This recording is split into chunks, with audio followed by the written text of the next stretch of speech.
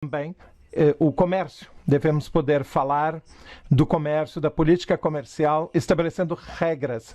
E assim, quisemos ter esta conferência, que será o início de um caminho de estreitamento da cooperação tão importante. A partir de agora, vamos ter as semanas ou dias latino-americanos. De qualquer maneira, será uma iniciativa do grupo dos socialistas e democratas para destacar esta agenda comum em que queremos trabalhar. E também, hoje, já tivemos uma reunião, antes desta reunião de agora, e falamos da necessidade de assinarmos um memorando de entendimento entre o Partido dos Trabalhadores e o grupo dos socialistas e democratas, como já fizemos noutras partes da América Latina. Eu recordo a minha primeira visita enquanto presidente do Grupo SD. A América Latina foi ao México e a Cuba, onde nós, no México, estabelecemos um memorando de entendimento e nós queremos estreitar a cooperação com a esquerda latino-americana, que tem objetivos comuns conosco, tão importantes e necessários nos momentos atuais. Assim, este memorando poderá ser assinado no momento em que o grupo SD visitar o Brasil. Vamos aceitar o convite que hoje foi feito pelo Partido dos Trabalhadores. Estaremos no Brasil para apoiar esta agenda comum, estes objetivos comuns. E aí, será importante, perante as eleições no outono no Brasil, são eleições cruciais que terão uma influência muito importante para toda a América Latina. É um momento crucial e precisamos acabar com um governo no Brasil, o governo de Bolsonaro, por muitíssimos motivos, pelo seu autoritarismo, porque isto põe em perigo a democracia, pelo seu comportamento, poderíamos dizer, criminoso na pandemia. Nós temos consciência do que aconteceu no ano passado e como se pôs em perigo a vida de tantos compatriotas, pelo seu negacionismo também climático e de exclusão da biodiversidade no Brasil. Nós sabemos o que acontece na Amazônia e também pela sua misoginia, pelo ódio e ataque às mulheres, que agora está a ser assumido pela extrema-direita no Brasil e no mundo. Por todos estes motivos, é necessário que haja uma mudança no Brasil e o Grupo SD também estará trabalhando e colaborando para esta mudança. É um momento muito importante para as duas organizações políticas. Vamos reforçar a nossa cooperação baseada no respeito mútuo e um desafio comum que temos, que é de construir sociedades mais igualitárias, sociedades mais justas e fortalecer as instituições. Portanto, hoje é um dia importante para o nosso grupo político. Eu gostaria de encerrar agradecendo mais uma vez o nosso presidente Lula da Silva por ter aceito estar hoje num dia tão importante. Confesso que eu gostaria de entender tudo se Arati tivesse falado mais despacito, pero eu quero primeiro agradecer a oportunidade de visitar o Parlamento Europeu. Fazia muito tempo que eu não vinha aqui, apesar de saber que muitos companheiros do Brasil participaram de vários debates, de vários eventos aqui no Parlamento Europeu. Também eu quero aproveitar a oportunidade para, na frente da imprensa do Parlamento Europeu, agradecer de coração a solidariedade que as forças políticas democráticas e progressistas e socialistas do Parlamento Europeu dedicaram ao Brasil na luta contra o impeachment da presidenta Dilma, que foi um golpe contra uma mulher muito digna, e a proibição de eu me candidatar em 2018, a minha prisão por 580 dias, eu quero agradecer porque não faltou solidariedade aqui no Parlamento Europeu e em muitos outros países da Europa. Então, meus agradecimentos pela solidariedade. Solidariedade é uma coisa extraordinária quando a gente recebe, e nem sempre nós estamos preparados para ser solidários. Muitas vezes fazemos vistas grossas quando pessoas precisam de um pouco de solidariedade. Eu aprendi a importância da solidariedade. Eu fiquei 580 dias numa cela e todo dia de manhã, todo dia à tarde e todo dia à noite, todo dia. Durante 580 dias, eu ouvi as pessoas gritarem bom dia, boa tarde, boa noite, e aquilo era uma espécie de alento, era uma espécie de motivação para que a gente continuasse animado para a luta que viria a acontecer no Brasil. Eu estou livre. O juiz que me processou está sob suspeição porque ele mentiu no julgamento. Ele, na verdade, fez um julgamento eminentemente político. Ele queria ser ministro da Justiça e ele me condenou. Quando a gente perguntava qual era a razão da minha condenação, não tinha razão, era um fato indeterminado. Por conta de um fato indeterminado, que nem eu sei, nem vocês sabem, eu fui condenado. Bom, hoje eu estou inocente, livre. É uma pena que eu não trouxe o material aqui para distribuir para vocês, o material que nós fizemos sobre a verdade do nosso julgamento. Nós tínhamos pensado em trazer quando saímos para viajar, mas lamentavelmente descobrimos que não trouxemos o material. Se tiver o material, Marcola, a gente daria um jeito de distribuir antes de viajar. A terceira coisa importante é a alegria de poder conversar com vocês sobre política. Nós estamos vivendo, não apenas no Brasil, uma situação extremamente delicada.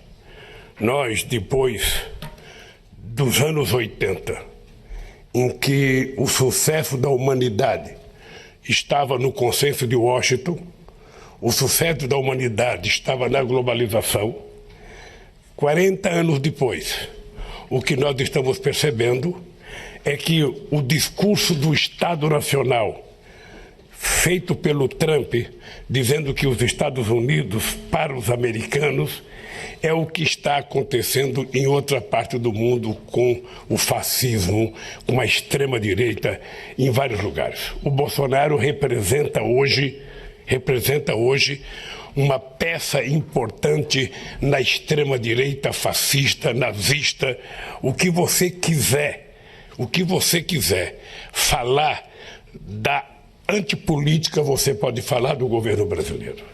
O Brasil, na verdade, não merecia estar passando pelo que está passando, porque o Brasil é um país muito generoso, um povo muito trabalhador. O país conheceu no nosso governo a maior política de inclusão social da história do nosso país. O nosso povo mais humilde voltou a comer. O Brasil saiu do mapa da fome reconhecido pela ONU em 2014, quando o mundo desenvolvido permitiu que 100 milhões de pessoas ficassem desempregadas por conta da crise financeira de 2008. No Brasil, nós criamos 22 milhões de empregos formais no nosso país. Nós conseguimos uma ascensão social que, sinceramente, é a maior de toda a história do Brasil. Isso está sendo destruído.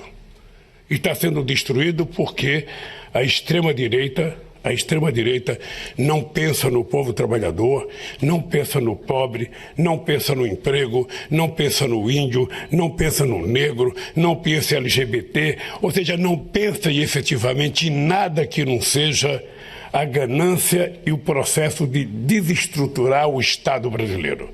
Nós temos hoje um governo que, como não sabe governar, se ele pudesse, ele vendia tudo. Ele vendia o que tinha e o que não tinha. Ele já está destruindo a Petrobras, porque a Petrobras não era apenas uma empresa de petróleo. A Petrobras era a maior empresa brasileira e uma empresa fomentadora de desenvolvimento e de investimento em pesquisa. Era a empresa que mais investia em pesquisa no nosso território, e eles estão desestruturando a empresa, vendendo parte da empresa, já venderam gasoduto, já venderam distribuidora, ou seja, e agora querem tentar vender a própria Petrobras, querem tentar vender os bancos públicos, querem tentar vender o maior banco de investimento que nós temos na América do Sul, que é o BNDES, um banco que tem capacidade de aportar recursos muito mais do que o Banco Mundial. E quando teve a crise de 2008, o fato do Brasil ter sido o último país a entrar na crise e o primeiro a sair da crise foi por conta do BNDES, porque nós emprestávamos dinheiro para empresas e para os estados fazer os investimentos em obras de infraestrutura. Bem, tudo isso está sendo desestruturado no nosso país. E tudo isso está sendo desestruturado de forma pensada, arquitetada, porque o Bolsonaro era uma cópia mal feita do Trump. Imagina uma cópia mal feita, porque se fosse uma cópia bem feita do Trump já era ruim. Agora imagina uma cópia mal feita do Trump. O Bolsonaro não pensa, ele não tem ideia, ele não entende absolutamente de nada, a não ser de falar bobagem, a não ser de fazer fake news e a não ser de tentar destruir aquilo que nós destruímos. O sonho dele todo santo dia é desfazer cada coisa que nós criamos. Agora mesmo, ele acaba de anunciar o fim do programa Bolsa Família, que é o programa de maior resultado de inclusão social reconhecido por todos os países do mundo nos últimos 18 anos. É o programa que mais deu certo de inclusão social. Pois bem, ele acaba de anular esse programa, acaba de desativar esse programa e criou um outro programa chamado Auxílio Brasil, que é um programa que ele quer fazer para disputar as eleições de 2022. Bem, eu acho que nós não temos outra coisa a fazer no Brasil a não ser reconquistar a democracia. Reconquistar a democracia para o povo brasileiro. Nós queremos provar que é possível você resolver os problemas do povo pobre quando você coloca o povo pobre no orçamento. Quando coloca vou falar espanhol agora, Humberto, colocar o povo pobre no pressuposto da nação, do Estado, no pressuposto do município. Quando o pobre passa a ter um pouco de dinheiro, a economia começa a funcionar como se fosse uma roda gigante. Todos participam do desenvolvimento. Foi esse milagre que nós fizemos no Brasil. E esse milagre vai ser feito outra vez, porque nós vamos voltar a fazer uma grande e forte política de inclusão social. Eu queria lembrar a vocês que eu tive o privilégio de ser presidente num momento muito importante da América Latina. Porque não era apenas o Brasil que estava avançando, a Argentina estava avançando. O Chile, tanto com Lagos como com Michelle Bachelet, estava avançando. A Argentina com Kirchner, depois com a Cristina, estava avançando.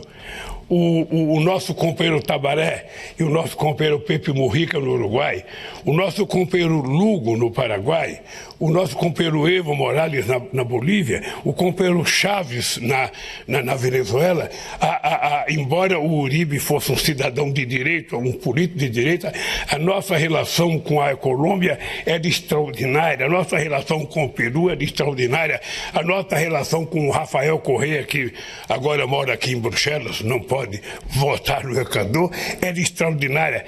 Eu digo sempre, presidenta, que nós vivemos o melhor momento de ascensão social e de inclusão social de 2000 a 2014 em toda a nossa querida América Latina. Lamentavelmente, isso está sendo destruído. Isso está sendo destruído país por país. E nós precisamos urgentemente retomar a democracia no Brasil para que a gente volte a sonhar, a devolver a democracia para todos os países, para que o povo pobre tenha mais uma chance, sabe, de viver dignamente e decentemente. Por isso eu estou aqui para falar um pouco dos problemas e das soluções e estou muito à disposição de vocês para fazerem perguntas. As perguntas que vocês quiserem fazer. Eu não controlo o tempo é controlado pela nossa presidenta, da Aliança Progressiva e Socialista e Democrata aqui do Parlamento Europeu. Eu queria dizer para vocês o seguinte: não tem pergunta proibida. Façam a pergunta que quiser. Se eu souber, eu responderei. Se eu não souber, eu transfiro para ela responder e nós ficaremos bem aqui. Ok, thank you. Muito obrigada, Lula da Silva. Irache Garcia Pérez. Agora vamos ouvir a primeira pergunta. Sim? Indique de onde vem, nome e o meio de comunicação e para quem a pergunta. Eu sou Daniel Obirosa, da agência F. Queria perguntar, ou duas perguntas a Lula da Silva. Em primeiro lugar, os protestos que há hoje em Cuba. Gostaria de saber o que pensa quanto aos protestos e a retirada de acreditação à agência F. E, em segundo lugar, presidente Lula, o senhor hoje reuniu-se com social-democratas, ontem reuniu-se com o representante José Borrell, representante dos assuntos externos, e vai se apresentar às eleições presidenciais no Brasil no próximo ano?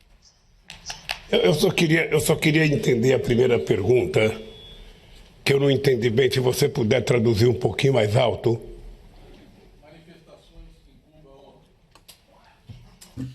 Eu lhe confesso.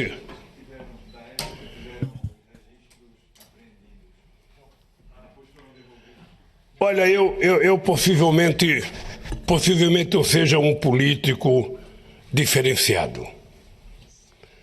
Eu lembro que eu era presidente da República no Brasil e uma vez eu fui visitar uma empresa uma empresa de tecnologia na área da agricultura chamada Embrapa. É uma empresa excepcional. E eu fui fazer uma visita naquela empresa. Quando eu cheguei lá, os trabalhadores estavam fazendo uma manifestação. Estavam fazendo uma caminhada, uma passeata contra o governo. E eu desci do carro e fui fazer a passeata junto com eles. Eu não me incomodo com passeata, eu não me incomodo com protesto.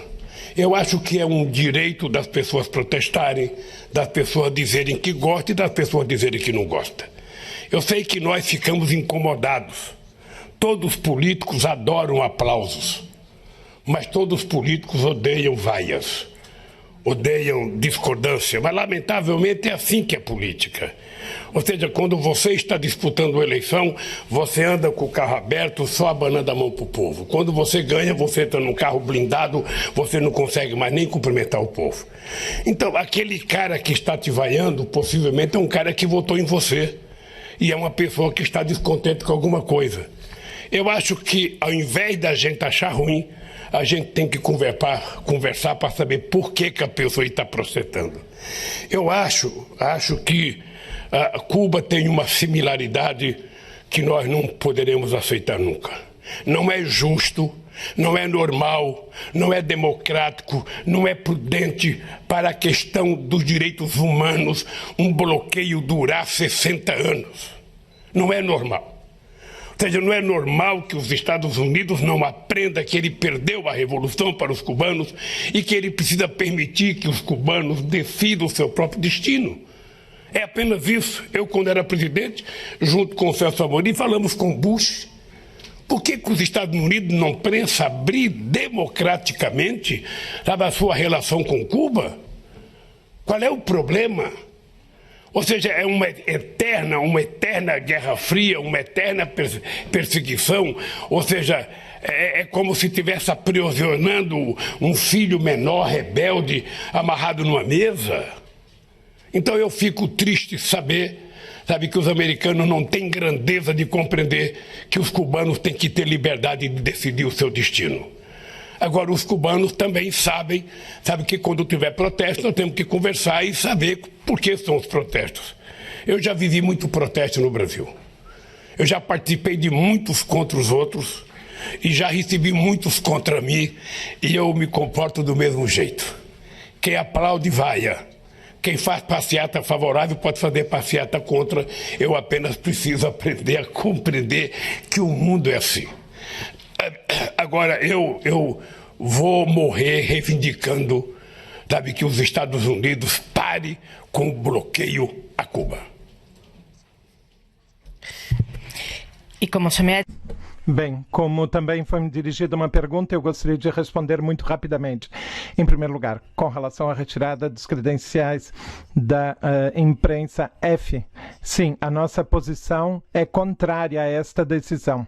Em Cuba devemos ter o exercício livre da profissão e dos meios de comunicação para que possam trabalhar e assim somos contra a retirada das credenciais.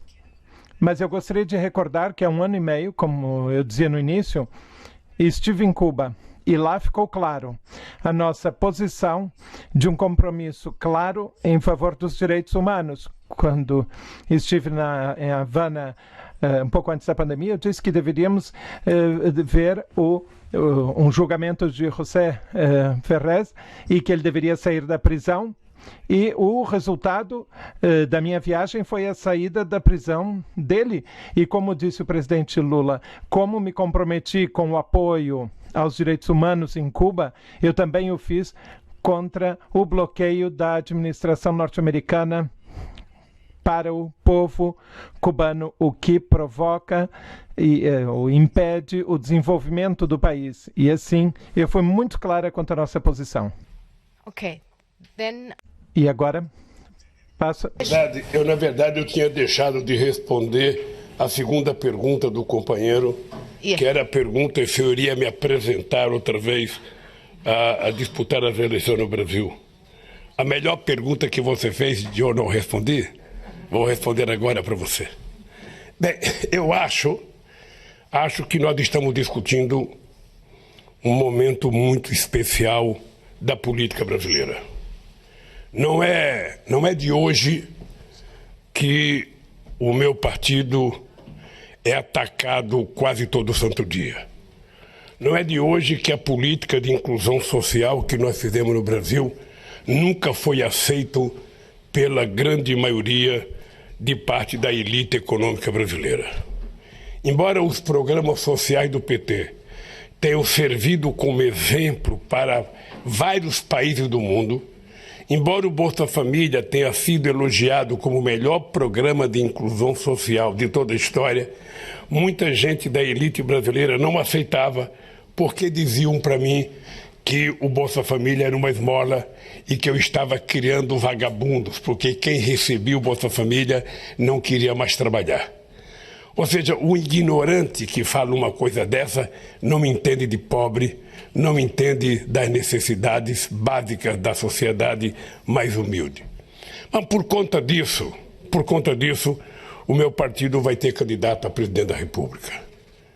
E nós vamos ter candidatura, possivelmente em fevereiro ou em março, eu vá decidir se sou candidato ou não, se o partido quer que eu seja candidato, se vamos construir aliança política, se vamos juntar outros partidos políticos, porque nós precisamos disputar, nós precisamos ganhar as eleições e, ao mesmo tempo, nós temos que reconstruir o Brasil.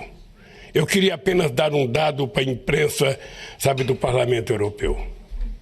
Quando nós ganhamos as eleições em 2002, o Brasil tinha uma inflação de 12%, o Brasil tinha um desemprego de 12%, e o Brasil tinha uma dívida com o Fundo Monetário Internacional de 30 bilhões de dólares. O Brasil não tinha dinheiro para financiar as suas importações. Ao mesmo tempo, o Brasil tinha uma dívida pública interna de 60% do PIB. Muitos amigos meus, muitos jornalistas diziam que nós não íamos conseguir governar o Brasil porque o Brasil estava quebrado. Pois bem, nós em 3 anos de governo pagamos os 30 bilhões de dólares para o FMI, nós reduzimos a dívida pública de 60% do PIB para 32% do PIB, nós fizemos superávit primário durante todo o tempo que o PT governou, o único país do G20 a fazer superávit primário todos os anos, quase nenhum fazia, e mesmo assim nós fizemos a maior política de inclusão social que se tem conhecimento no Brasil desde a sua descoberta em 1500. Ou seja, nós provamos que era possível a gente cuidar do Brasil, sabe, se a gente colocasse o pobre como prioridade. A gente então não permitia que educação fosse vista como gasto. Educação era investimento.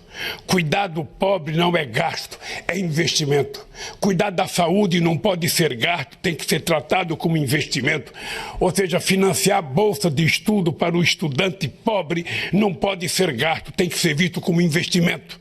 Porque todo o dinheiro para o capital é investimento e todo o dinheiro para o pobre é gasto. É preciso inverter essa lógica, mesmo porque quem paga ao Estado brasileiro são os pobres. No Brasil, só para você ter ideia, quem paga imposto de renda é o povo que trabalha, porque somente o povo que recebe salário é descontado na fonte, é descontado no dia do pagamento. Rico não paga imposto no Brasil. É importante vocês saberem que ele não paga imposto nem de lucro, nem de dividendo. Por isso é que eu estou dizendo, quase todo dia no Brasil, que nós temos uma solução fácil para resolver o problema do Brasil. É colocar o povo pobre no orçamento e colocar o rico no imposto de renda. Quem sabe a gente começa a melhorar a situação do nosso país. Por isso o PT vai concorrer. Se for eu, estarei satisfeito, estou preparado, motivado, com saúde, sabe? Eu estou com tanta saúde, meu caro, que eu quero ver esse caso antes das eleições. Para demonstrar a confiança que eu tenho no futuro do Brasil, eu vou até casar para poder mostrar, sabe, que eu acredito no que nós somos capazes de fazer no Brasil. Por isso, o PT terá candidatura, sim, em 2022 e queremos ganhar as eleições para colocar o Brasil outra vez no patamar do Brasil, do país respeitado no mundo inteiro. Thank you. We can only take one more. Muito obrigada. Só temos tempo para mais uma pergunta. Infelizmente, só mais uma pergunta. Então, uma pergunta a mais.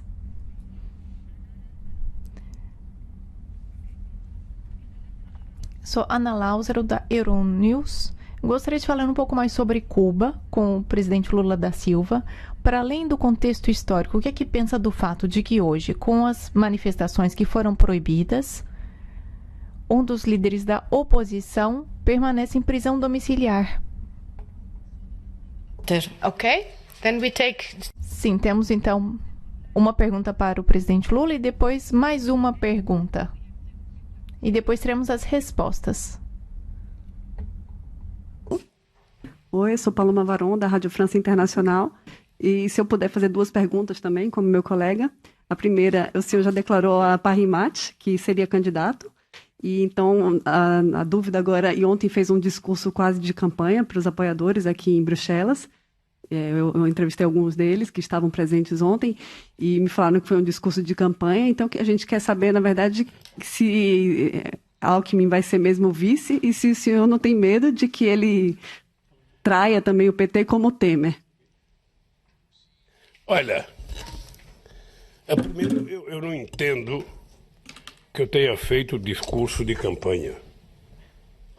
Sabe, até porque eu não pedi voto. O discurso de campanha, você pede voto. Segundo, eu estava fazendo um discurso de agradecimento à solidariedade de companheiros brasileiros que moram aqui, sabe, em Bruxelas e que se dedicaram muito tempo a fazer solidariedade a mim. Sabe? Então não foi um discurso de campanha, porque um discurso de campanha eu só posso fazer quando o PT anunciar que eu sou candidato e eu aceitar ser candidato. Aí eu a convidarei para participar do meu primeiro discurso de campanha no Brasil. A segunda coisa é eu já tenho 22 vices. Eu já tenho 22 vices, já tenho 8 ministros da Economia, quando eu ainda nem decidi ser candidato. Veja, o vice é uma pessoa que tem que ser levado muito a sério na relação com o presidente. Porque o vice pode ser presidente. Pode acontecer muitas coisas. E depois o vice tem que ser uma pessoa que soma com o presidente e não que diverge com o presidente. Eu tenho uma extraordinária relação de respeito com o Alckmin. Eu fui presidente quando ele foi governador. Nós conversamos muito. Não há nada que aconteceu entre eu e Alckmin que não possa, sabe, ser reconciliado. Não há. Política, às vezes, é como jogo de futebol. Você dá uma butinada no cara, o cara cai chorando de dor, sabe? Mas depois que termina o jogo, eles se encontram, se abraçam e vão tomar uma cerveja e vão discutir o próximo jogo. A política é assim. Quando não há ofensa moral, quando não há ofensa pessoal, eu acho que nas divergências políticas todo mundo joga bruto porque todo mundo quer ganhar. Eu disputei as eleições de 2006 com o Alckmin, mas eu quero lhe dizer que eu tenho um profundo respeito pelo Alckmin. Eu não estou discutindo vice ainda porque não discuti a minha candidatura. Quando eu decidi ser candidato, aí sim eu vou sair a campo para procurar alguém para ser vice. Com relação a Cuba, eu te confesso, eu não sei quem fez a pergunta, eu não acompanhei o noticiário hoje. Eu não acompanhei, porque eu levantei de manhã, comecei a ler o material que eu tinha que ler para as conversas que eu ia ter hoje. Eu só vou ter essas informações que vocês disseram de Cuba quando terminar a minha atividade aqui no Parlamento Europeu, que eu voltar para o hotel, que eu for ler as notícias do dia, eu vou ficar sabendo. E se a companheira que fez a pergunta quiser reiterar a pergunta depois que eu tiver acesso ao material, o meu assessor de imprensa, o Crispiniano, que você vai ver essa figura simpática que está aqui, sabe? Você pode mandar a pergunta para ele e eu te responderei, sabe, com o maior carinho. Okay. Then I think you will have a very busy job because I get... Então, acho que terão muito trabalho, pois acho que há mais perguntas aqui, talvez mais perguntas online. Muito obrigado, Irati Garcia. Muito obrigado, senhor Lula da Silva. E estão todos convidados às 5 horas no plenário para o nosso evento sobre o Dia da América Latina. Muito obrigada a todos.